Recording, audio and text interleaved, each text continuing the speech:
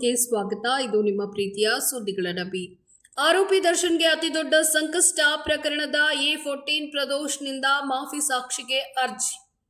ರೇಣುಕಾಸ್ವಾಮಿ ಕೊಲೆ ಕೇಸ್ನಲ್ಲಿ ಆರೋಪಿ ದರ್ಶನ್ಗೆ ಅತಿದೊಡ್ಡ ಸಂಕಷ್ಟ ಎದುರಾಗಿದೆ.